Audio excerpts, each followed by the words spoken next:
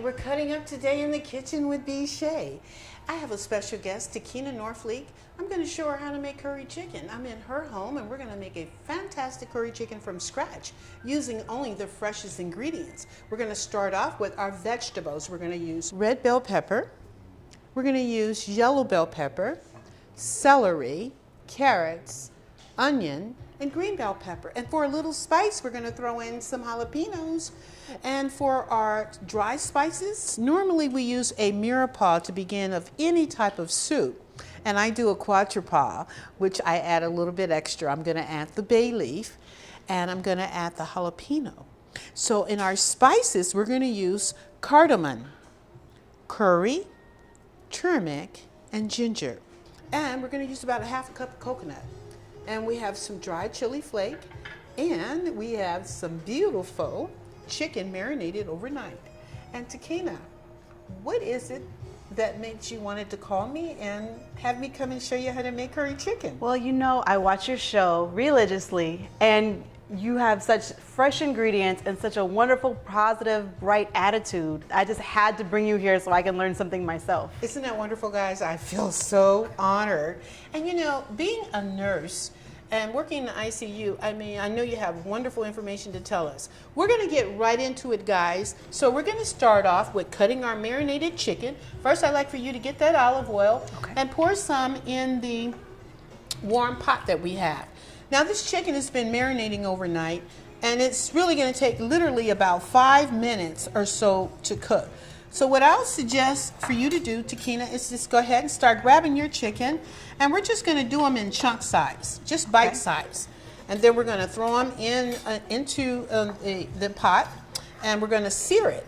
And then we're going to take it out and let it rest. Now, one of the things that I love about making curry chicken is actually good for you. Now, doctors will recommend that if you're feeling a little, you know, bony and you have a little inflammation, just have a big helpings of curry chicken. Make sure you do your ginger and turmeric. So turmeric, curry, it gets its color from the turmeric. And you use cardamom, and those are the main ingredients. So it's kind of hard to mess it up, but you said that you've had bad curry before?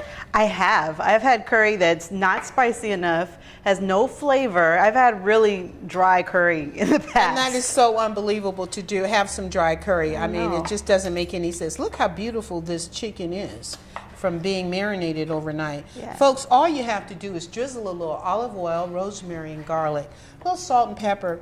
I did put a pinch of curry powder on the chicken. It smells absolutely delicious. I wish we had smell-o-vision. So I'm pretty much, how are you feeling with that? This looks beautiful to me. Okay, so why don't you take that the spoon over there on the stove and kind of just scoop it up and start putting that in there, and I'll continue to chop. Now, one of the things that, Dekenia is a nurse and she works in ICU, and some of the things that she's mentioned about recovery in the ICU, can you explain exactly what an ICU nurse is? Well, I work in intensive care unit, and I take care of the really sick of the sick. And a lot of things that get overlooked is nutrition. And you won't believe what a difference nutrition makes. Like in a meal like this, all the spices and the herbs, really helps metabolism.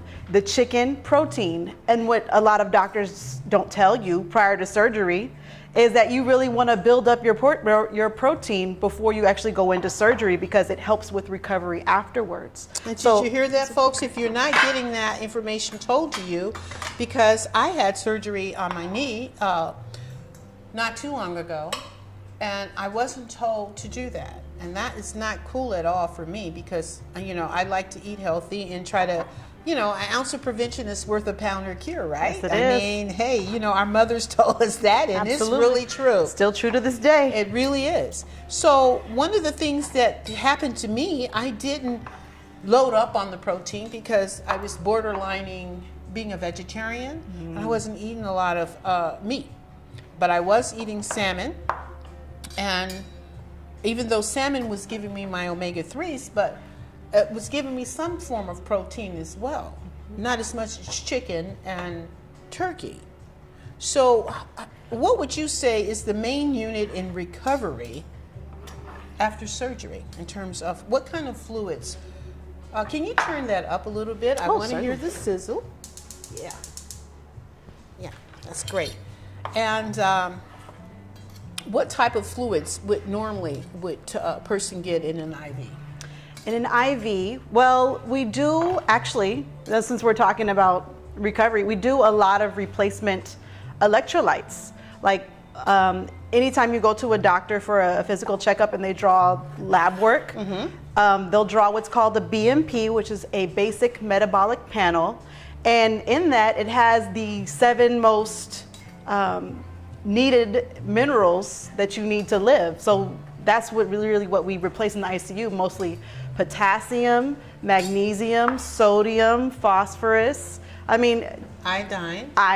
And we have all those things here, which we do. This is like a better version of a chicken soup, of a chicken noodle Absolutely. soup. It's much more flavorful. I can Well, see. speaking of chicken soup, for those of you who are big fans of taking chicken soup with a cold, here's what I suggest. And your grandma maybe didn't have this in it. Put turmeric in your chicken soup. That's what I do. Anything that I boil, I mean my brown rice, everything is gold. It really makes a difference. And I do have a little Arthur, and when it flares up, I just put a teaspoon of turmeric in some warm water, and I mix it up and drink it, and I'm feeling good. That really helps with inflammation. Yes, Yeah. it's #1 for inflammation. I try to eat for pain, and also one of the things that you mentioned earlier are the minerals that we can't live without. Yeah. So hopefully, folks, I'll have it on the screen. And those minerals, can you repeat them again? Calcium, Potassium, magnesium, phosphorus, chloride, and sulfur, yes. and it's one more that I'm missing. Did you say sodium? I think I said sodium. Oh gosh, pop quiz. You're doing fine. So when you're putting so what happens is that people don't understand that it's really a balance between, you can't have too much potassium and you can't have too much calcium, right? You can always have too much of anything. And I mean, if you go over, you have to replace and supplement, and it's a balance. You really want your body to achieve homeostasis. Pour that in there. Oh, this smells delicious. Okay. And pour that in. But in the American diet, what I mostly see, we're not getting enough of what we need. Okay, guys, you see that you have to work on eating your fruits and vegetables, getting your green leafy vegetables in, because you get your magnesium that way. So magnesium is one of the main trace minerals that you were talking about. Yes, it is. Yes. And you lose it very quickly. Potassium and magnesium are probably the electrolytes you lose the most quickly throughout your day, with insensible water loss, like when you sweat or even when you breathe. What happens to it's been dog hot, right? Oh gosh. And now I notice I broke out with all the sweating that I've been doing. So the sweat that's coming onto my skin, it just made me break out, and it's my own sweat. So what does that mean? My sweat is dirty or something, or it's got too much citric acid in it, or because I mean, it could mean a number of things. When you sweat, especially. And take your wooden spoon and kind of stir it around. Thank you. A little bit, and I'm going to sit this stuff over here because we're done with this. Oh, this smells so delicious. Oh my gosh, listen to that sizzle. Oh yes, that's really coming along beautifully. So, No, but back to this, the sweating Yes. on top of this awesome food. Sweating, when you sweat, you lose a lot of sodium. And that has to be replaced too. So that's why it's really important to drink your fluids. Gatorade has electrolytes, but it also has a lot of sugar in it also. I just recommend regular old alkaline water. That's what I drink. Alkaline water. So now another quick for building up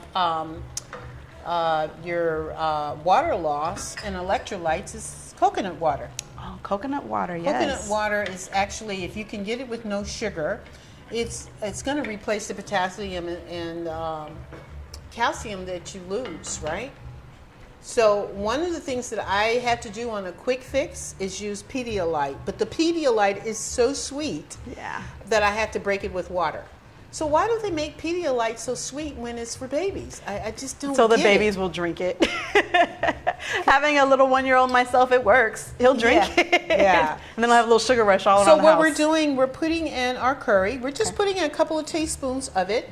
And then you can put your wood spoon down and go ahead and add a teaspoon of the of the turmeric. Okay. And spread it out because we're going to actually add a little bit more seasoning. Now, I would like for you to take, take a couple of bay leaves and drop it in there. Okay. Just take those and put them in there. And that's going to create some flavor. Now, what we're going to do, this is the cardamom, and this is what makes this beautiful. Just go ahead and sprinkle that in there. And then, let's see if we can show off. Now, we're going to add some cinnamon. Okay, let's give it a good little stir. God, that's doing fantastic. It smells wonderful. Now, the good thing about this, if you have a whole chicken, you can really do a whole chicken, throw your veggies in there, and just bring it to a boil. Don't let it fall off the bone. It's too far. You want to top it off with water, add all these ingredients, and then take the chicken out, and you got some great chicken stock. Then you can do all these ingredients in the chicken stock, and then add the chicken back. That looks fantastic. It really does. Okay, so let's see if you can turn that toward the camera and show off how beautiful that is coming along beautifully. Now, what we're going to do, you can go ahead and put that down. We're going to go ahead and start adding more ingredients. Okay. So I would like for you to dump that in. I get to do the honors? Yes, ma'am. You're making this dish. Oh, wonderful. You can just take your hand and get the rest of that out with your hand. Oh, yeah, you can use your hand on that. And I'll take that. And now go ahead and drop your yellow bell pepper. This has so much color. Oh, it's going to be so delicious to eat. Now, here's what we're going to use. We're going to keep the 2 hard vegetables when we take the meat out. Here's some green bell pepper. Okay. And we're going to use these 3.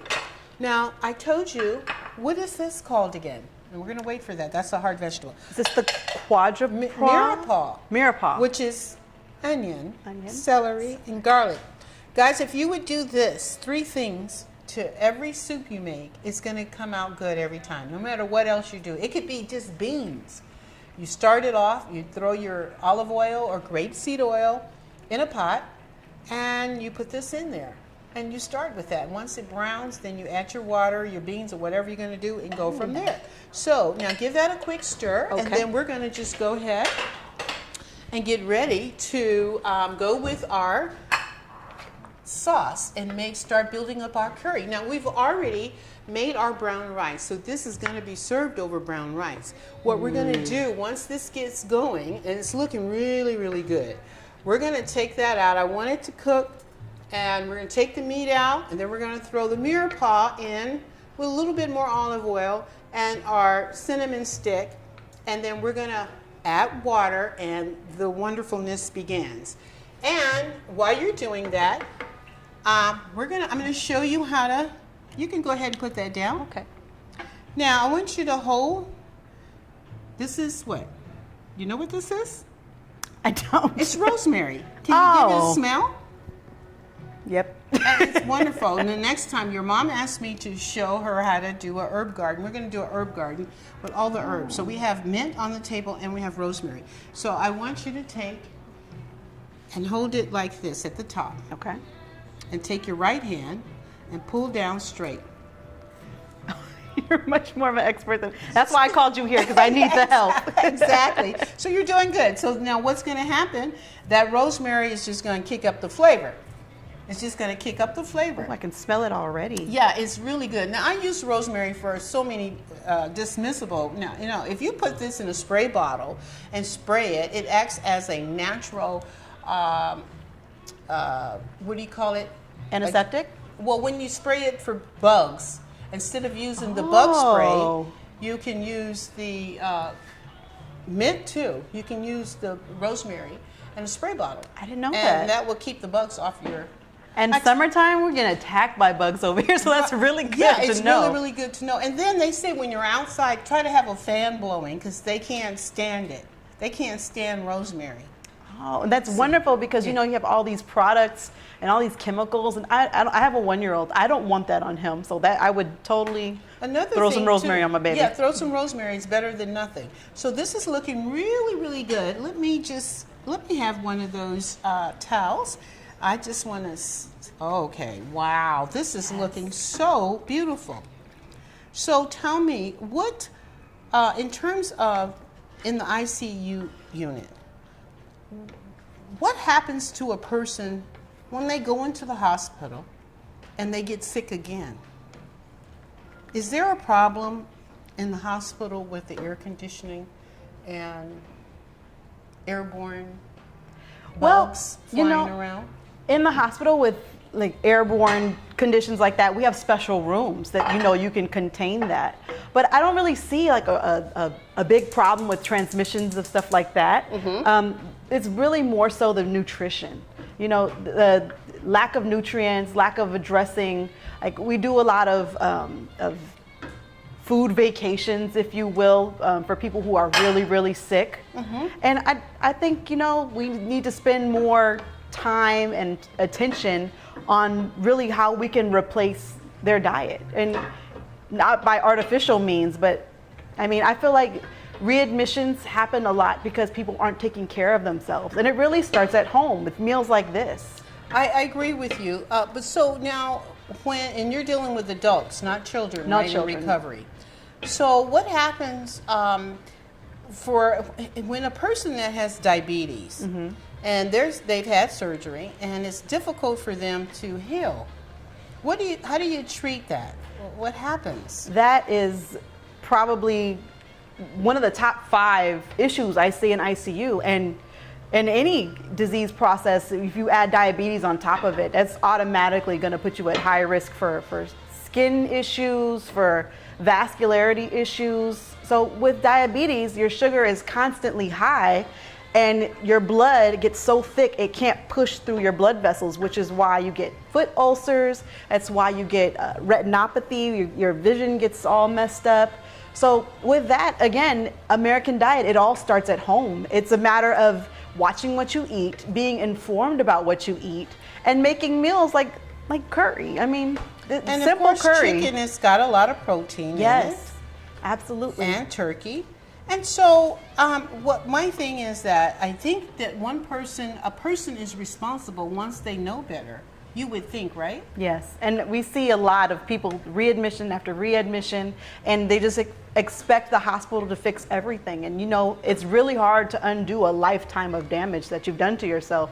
So I really urge everybody that I come across, really take care of yourself. Know what you're putting into your body. Okay, so we're going to dump this onion in here. We still have a little chicken in there, but let's go ahead.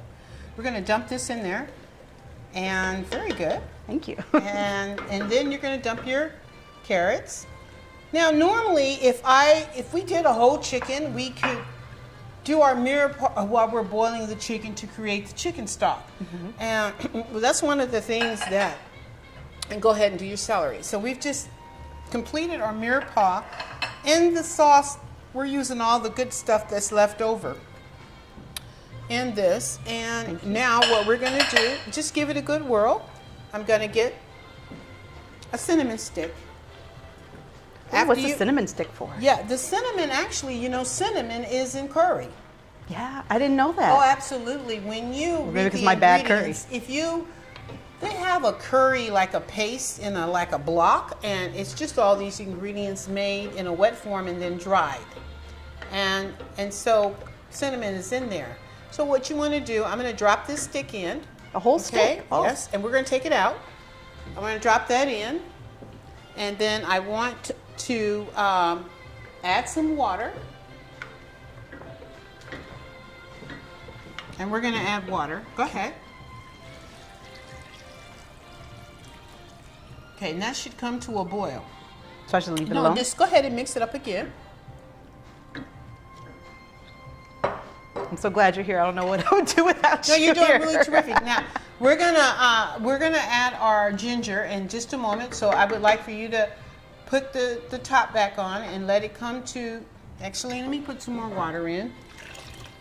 Okay, so we're done, and we're gonna add the chicken. Now, what's gonna happen next is that we're gonna do our ginger. Let's move this tray over here. Okay. As soon as it comes up a little thicker, we're going to add some more of the ingredients, okay? And again, when you're making curry chicken, I mean, if it's easier for you to just take the curry powder and put it on your meat and add chicken stock, it's still going to be delicious. But if you enhance the flavor, you're just going to build flavor. And it's just going to be terrific. You can't mess up. Now, I know your mom wanted to make curry lamb, which is fabulous. I love lamb. And curry goat is so delicious. It has like a little gamey taste, but it's really good. I just love it, especially when I go to a Jamaican restaurant. I mean, and the goat meat is not really like meat. It's like so juicy. Tender. You just can't get enough of it. What I don't like, though, is the plantain and the rice and beans. It's never enough vegetables when you're doing that. And in this case, typically, at home I would put either peas in it or and then do eggplant. We were going to do roasted eggplant, and I like to roast the eggplant on the stove, but we can do that in another segment. Okay. So while the curry is coming to a boil, and we've already assembled the rice, and one of the things that we did do is we did get some raspberries.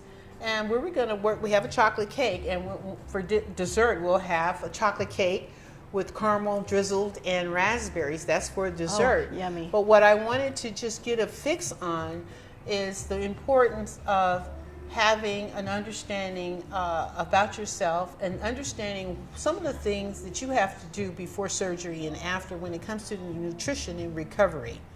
Can you tell the viewers anything of someone that's entering surgery now, and how important it is for them to be truthful with their doctor about what they really are doing, because they can get a medicine that have an allergic reaction and could take them out. Yeah. Well, like I said earlier, I always encourage, before you go to surgery, at least a week, start bulking up on your proteins, have a nice steak dinner. It's an excuse to go to Lawry's. Also, you know, some people, I've seen it time and time again, some people don't know that they are borderline diabetic. So talk to your doctor about getting a test called hemoglobin A1C. And what it does, it tracks how high your sugars have been for the past 3 months. And that's an indicator that we use for treatment. So that's also a good thing to know. And I mean, you can't go wrong. We all know what to eat. What happens when your feet and limbs start tingling at that point? At that point, you really Now, is that diabetes automatically, or could it be related to something else? It can always be something else, and only a certified physician can really diagnose neuropathies and different sort of things that going on. But it can definitely be diabetes. That is one of the symptoms. Well, now, one of the things that I have uncovered in my own personal research is that when we're dealing with people getting diagnosed with high cholesterol, there's another problem, and it could be a thyroid. And if you have been diagnosed with cholesterol, and you should check your thyroid. Is that correct? That is correct. You know, your thyroid gland regulates a lot of metabolic functions in your body. And you know, it's also something that you want to have checked by your physician. If you have elevated cholesterol levels, you may not they may be actually false positives. You actually really want to make sure that your iodine levels are okay. And I mean, if you're starting to get a little bulge here, I mean, hopefully Yeah. you've seen a physician and he can And the diagnose bulge, you long before then. the bulge, and we want to explain that bulge is not necessarily from being overweight. The bulge in your neck, because that is called A goiter. a goiter that sticks out. Okay, and so when you're little, you're a little petite lady, and you got a goiter sticking out, then You want to see your doctor. you got to see your doctor, and it's so important. And so one of the things that I was really concerned about is that when people, I just, what medicine is it that prevents people from eating broccoli? It's that vitamin K. If they're taking a blood thinner, Oh, they yes. can't eat K. You can't eat foods that have vitamin K in them. They discourage it because what it does, it reverses all of the effect of the blood thinner. So green and leafy vegetables, kale, dark cabbages. And so what are those people? Look, I see these people when I cook, and I've worked all around Google, B of A, Disney, and I often see people with, I can't have that, and they look pathetic. If you can't get the green leafies, let's check that. Let's check that and see what we got going on here. And, oh baby, that's looking good. Okay, can you give that a quick stir? It's boiling really beautifully. Oh yeah. Okay, so what we're going to do now, we're going to enhance our curry by adding a little more. And bay leaf is in there. Yes. And what we're going to do, I'll just throw another one in. I'm going to add the chicken. Can you give that a good mix? Yes, I can. Okay, so let's add the chicken. There's a plate.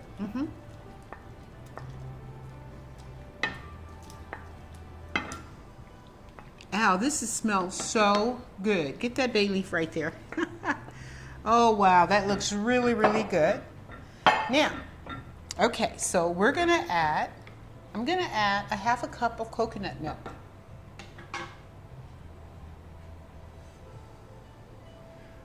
I'm going to add a pinch of dried chili flakes. Okay, can you stir, please? And now for our final ingredient, I'm going to add some grated ginger. And God, this is really smelling delicious. I know it seems like a lot of ingredients, but I'm telling you, you're going to be eating this for a couple of days. And we have a pot of brown rice ready to trim it, and it's going to be beautiful. And we're going to use mint for our garnishes. And that's going to be just terrific.